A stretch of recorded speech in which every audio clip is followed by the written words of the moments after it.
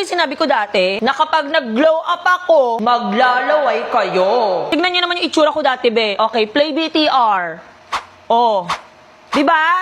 O, tignan mo. Ito yung before, ito yung after. Pero alam mo ba kung sino pa yung nag-glow up? Yung Jollibee yung burger. Sakto gutom na ako. Tara, tignan natin kung nag-glow up ba talaga siya. Kagaya ko. Totoo nga, nag-glow up nga siya. Glow up yang. Mas malaki na yung beef patty, tsaka mas marami na yung dressing. Mas langhap-sarap siya ngayon. Ang bango. Gets ko na kung bakit may glow up. Isa pang ang kagat. Okay, sige, isa pa ulit. Glow up yum? Glow up check. Pareho kami. Me and the yum. S10 yum burger. Okay, attendance say present. Andrade. Present, ma'am. Advin Kula. Uy, ikaw daw. Advin Kula. Ay, present po, ma'am. Badillo. Present, ma'am.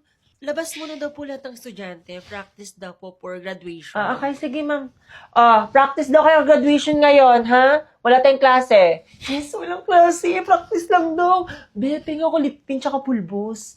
Miss Jonah, bakit ka mag-aayos, ha? Kasama ka ba sa graduate, ha? Bakit ka magpa-practice? Ma'am? OMG, ano daw? Baka bagsak siya. Hindi, biro lang. Okay, bilisan nyo na class. Dalian nyo. Ayokong mababalitaan na nagkakagulo kayo dun, ha? Ayokong ipatawag ako dun. Subukan nyo lang. Kilala nyo ako magalit. Bilis na. Naku, tita. Akala ko talaga kagabi. Ate kayo ni Carla. Akala ko magkapatid lang kayo. Naku, sobra naman. Pero alam mo ba, sabi ng mga kakilala ko, mukha lang daw kami magkapatid yan ni Carla. Eh kasi naman, tita, mukha talaga kayong bagets. Wala sa itsura niyo na mother na kayo. Naku, tita, te, over na masyado. Baka lumaki na yung ulo niya ni mama. Ay nako, Shasha. Kumain lang kayo ng kumain dyan. Ang sarap. Tita, kayo nagluto nento? Ang sarap, tita. Hindi ako nagluto niyan. In-order ko lang yan kanina. Hindi na kasi makapagluto. Sobrang busy ni teenager. Alam mo, tita, if kayo yung magluluto nento, feeling ko, mas masarap to. Nako, sinabi mo pa. Pati yung ulam kagabi, tita, feeling ko, mas masarap yun kung kayo yung nagluto eh. Kasi naman, tita, yung in-order nyo kagabi, sobrang alat. No joke, tita, ha? Honest lang, alat talaga. Ano, yung ulam kagabi maalat? Yes, tita, sobrang alat mo talaga. Pero feeling ko, if kayo talaga yung magluluto, masarap talaga yun.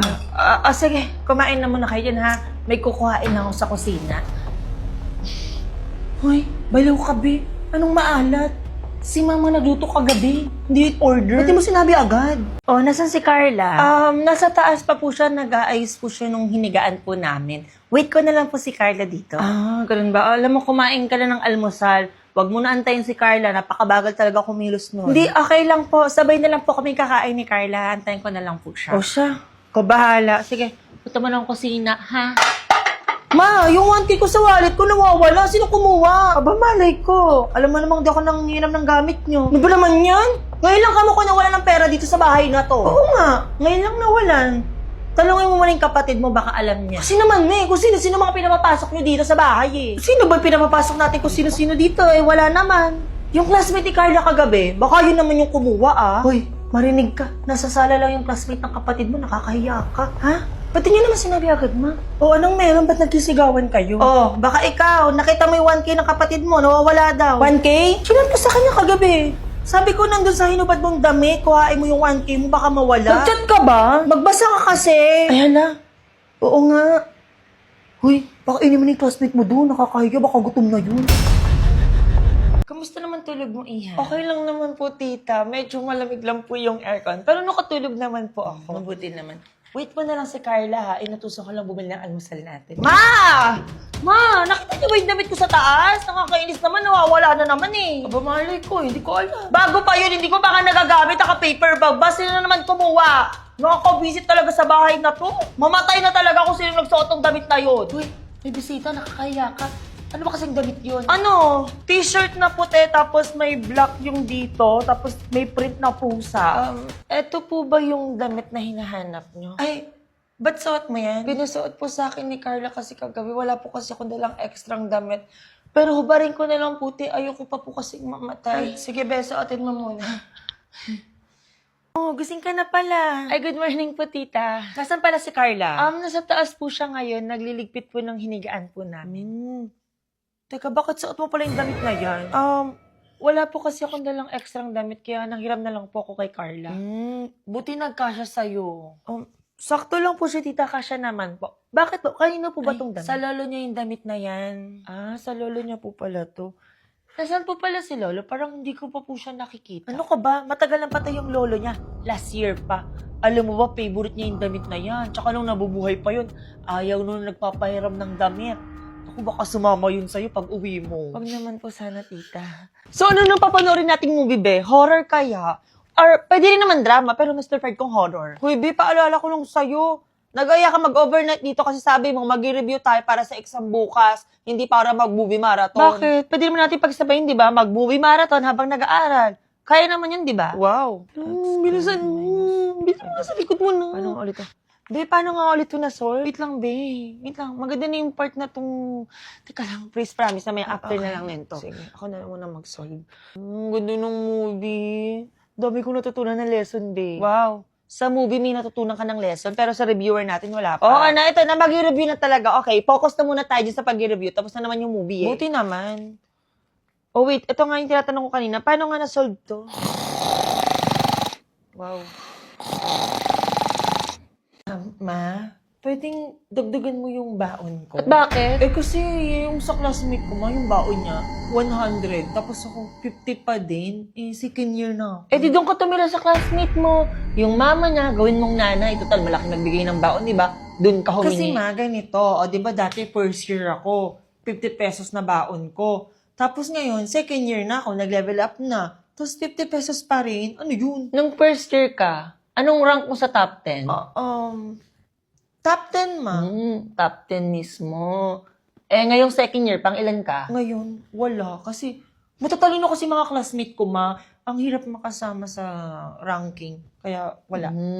So, yung logic mo, kapag nag-level up, dapat mag-level up din yung baon. Ganun ba? Yes, ma. Correct ka dyan. 'Di ba? First year, nag-level up to second year. So, dapat pati yung baon ko, mag-level up din. O, di ba dati, nung first year ka, top 10 ka. Tapos ngayong second year ka na, nawala ka sa top 10. Eh di hindi ka nag-level up, nag-rank down ka pa. O, di dapat bawasan ko yung baon mo. O, bakit? Sinusunod ko lang naman yung logic mo, di ba? Ang daya naman kasi, ma. Anong madaya? 50 pesos yung baon mo. Bukod sa 50 pesos, may lunch kang bitbit, kanin, tsaka ulam. Ha? Tapos, may biskwit, tsaka mga chicha ka pang bitbit. Tsaka saan yung school mo? Diyan lang sa kanto natin. Walking distance, hatid sundo ka pa ng papa mo, walang pamasahe. Tapos, kulang sa'yo yung 50? Ha? Eh, gawin ko kayang 20 yan, nang manahimik ka. Ano? Ay, ma, okay na ako sa 50. I love you po. Mahal na mahal po kita. Ikaw lang yung mahal ko. I love you so much. Sayo lang po ako. Love, baba mo na yung call. Sige na, ikaw na magbaba. I love you. I love you. Plus 1,000 and infinity. Sayo lang ako. Please, baba mo na po yung call. Baba mo na po. Ako na magbababa ng call. Ay, makain na ka pa dyan? Oo, rinig na rinig yung kaartihan niya. Ay, ang galang mo naman pala sa boyfriend mo. Buti sa boyfriend mo, nagpopo at opo ka. Sa amin ng papa mo, hindi mo magamit ang po at opo. Sa boyfriend mo, magalang ka. Sa amin, hindi. Pag nautusan ka, galit, nagdadabog, pabalang sumagot. Pero sa boyfriend mo, ay grabe, gamit na gamit yung po at opo. Siya na lang kaya magulang mo, no? Siya na lang magpaaral sa'yo. Siya magbigay ng baon mo. Siya maglaban ng mga damit mo. Total, sa kanya, magalang ka eh. Sa amin, hindi. Ha? Baba mo na yung call. Huwag mo antayin ako magbaba. Bilisan mo na. Yung rice cooker doon, nagtututong na. Kanina ko pa pinapahugas yun sa'yo. Sige, ma. O, nasan yung po? Sige po, ma. Akala ko, sa boyfriend mo lang ikaw nagpopo at opo eh. Bilisan mo na dyan.